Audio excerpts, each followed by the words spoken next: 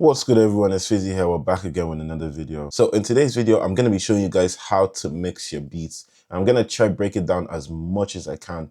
I'm not going to be using stock plugins as much. So everything that I do, you can also begin to use with a stock plugin as well. So let's get into this. As you can see, this is the full beat here.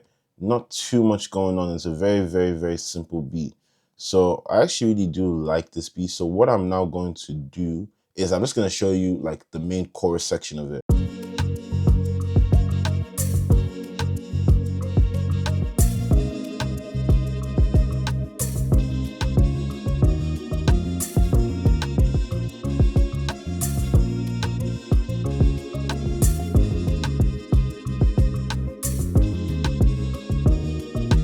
I think that beat is like, honestly, is so far the best beat I made this year. So what I'm not going to do is that I'm not going to start mixing it. As you can see here, I already started to mix some of the sounds, but that's because I just wanted like a particular effect. So the first thing first when it comes to mixing your beats is, first of all, route everything to a channel, which I have not done. So everything should now be assigned to a channel rack. So after I've now assigned everything to a channel rack, I'm now going to level my sounds. And what leveling is just making sure that each sound has the right amount of like volume to it, and it doesn't really like clash with any other sounds. So what I like to personally do is that I like to bring everything down a little bit, and then I start to gradually bring it up. So let me show you guys.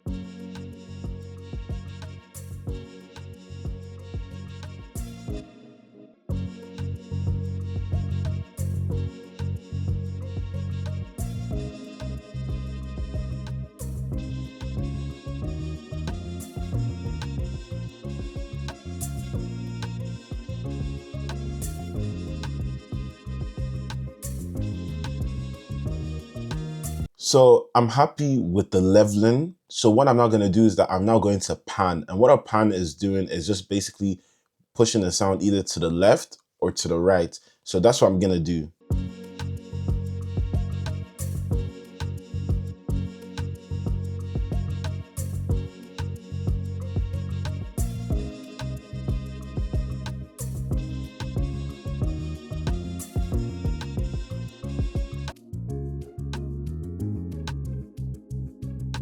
So I'm happy with the pattern. I didn't really want to do too much. So what I'm now going to do next is that I'm now going to EQ some of my sounds that I think that need it. So the EQ I'm going to be using is my Neutron Elements. I've had this for a while. I actually really like this EQ, but there's so many other EQs that you could use as well.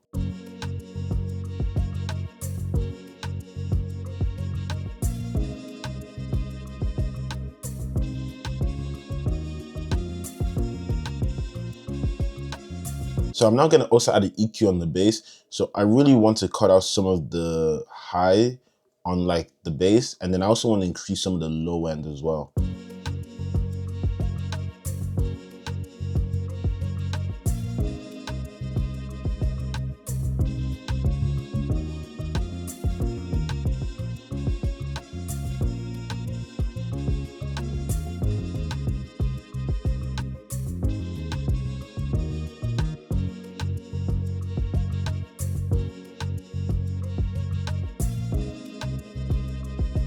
So I feel as if the open answer is just a bit too sharp for my liking, so I'm just going to reduce it a tiny bit.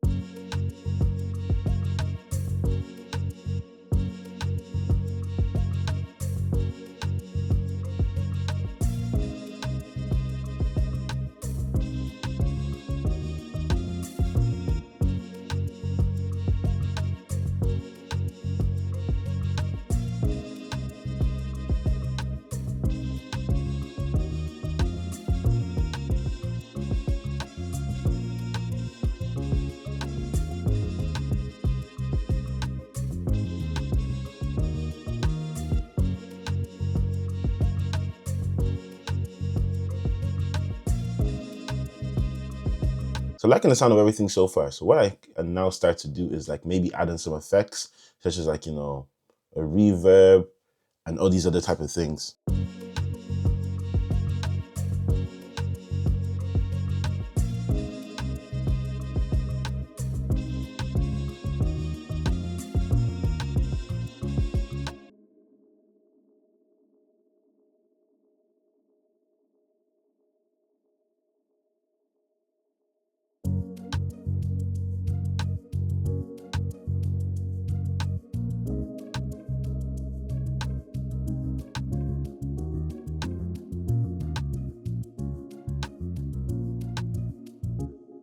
I'm liking the sound of everything so far. So all I need to now do is just now work on a bit of the dynamics. So for example, on the bass, I'm actually gonna add in a destructor on it just so that it gives the bass a bit more oomph on the low end. So my favorite destructor is Decapitator, and I just think this is just perfect. So I'm just gonna increase the drive just a tiny bit.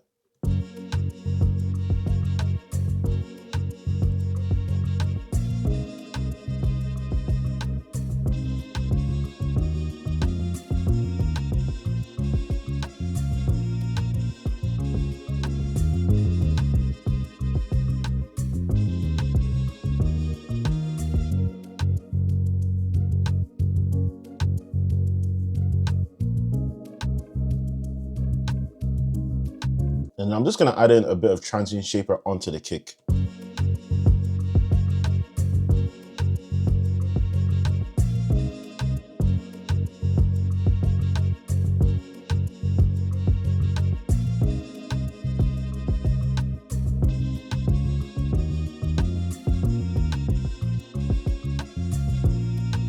So what I'm now going to do as well is that I'm going to sidechain the kick to the bass. And the reason why I'm sidechaining is just because of the fact that, okay, look, when the bass and the kick are playing, they both take up the same space. So by ducking the bass for the kick, it just creates a bit more space for the kick. So the mix sounds overall a lot better and cleaner.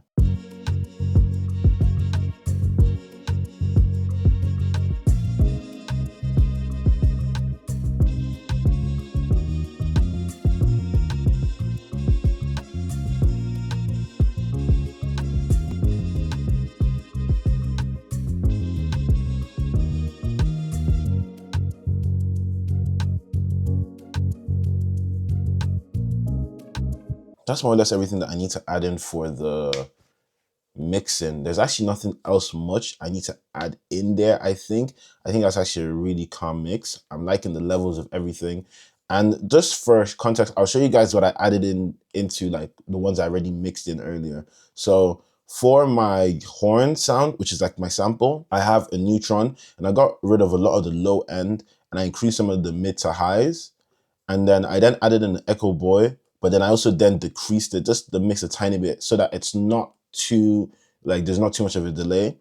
I then added a tremolator again for the same reason as the echo boy. I didn't want it to tremolate too much. And then I then added in a reverb, but with my reverb, I actually increased the wet more than the dry to give it like a bit of like of a far away distance type of vibe. After that, I then mixed my keyboard, and my keyboard is again very similar to that of the horn, but this time I actually got rid of some of the I got rid of the lows, some of the mids, and then I then increased the high end.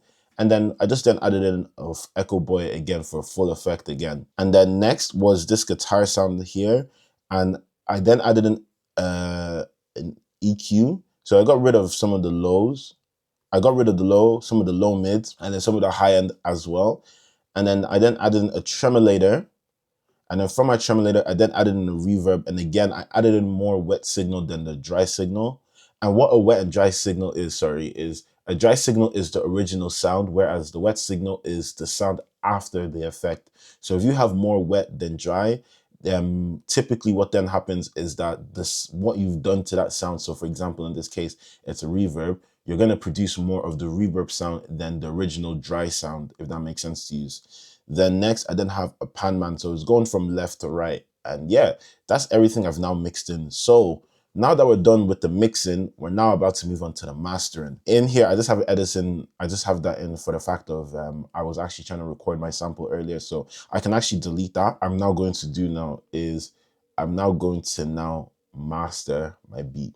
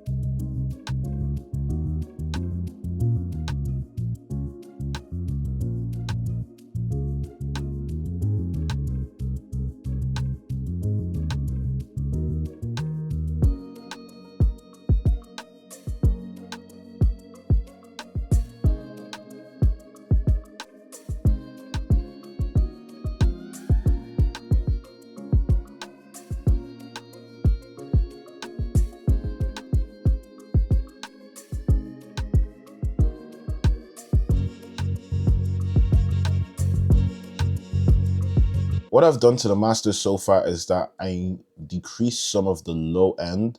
So it's just very, very slight. So with mastering, you don't want to do anything drastic from like as you would do in mixing. And the reason is because this affects the overall sound. So if you start to do too much in your mastering, it just begins to show that you probably need to go rework on your mixing, because your mastering is just meant to perfect your mixing, if that makes sense to you. That's the way I learned it anyways. What I like to do is that I just start to like, you really have to really be patient, just start to listen. As you get better, you start to do these things like a lot quicker. But what I like to do is that I just begin to listen and see if there's anywhere that's a bit too strong. For example, I just felt as if like the low one was just a bit too powerful. So just to tame it down, instead of going back to the master and, you know, reducing it there, so instead of going to the mixing and trying to like mix out every single low, I can just do it here and just, you know, decrease it slightly. I also felt as if the low mids were just a tiny bit muddy, and then the mids here, the high mids are fine. And I just wanted to increase it. I just wanted to increase the high end just for a bit more brightness in the mix. Next, I then went to an imager. Again, this is just for stereo width. I like my beats to sound a bit wide, so I personally just increased it instead of making it all come through, you know, down the center, if that makes sense to you. And then now I'm now going to start maximizing, also known as compressing the sound as well. So yeah, that's what I've done so far.